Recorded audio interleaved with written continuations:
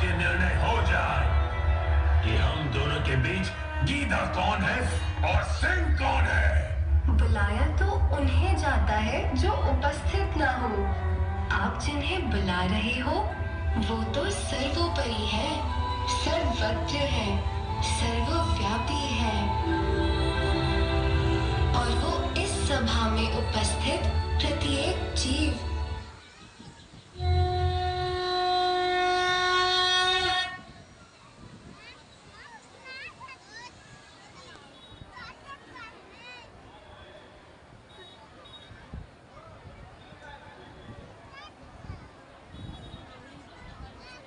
Hey.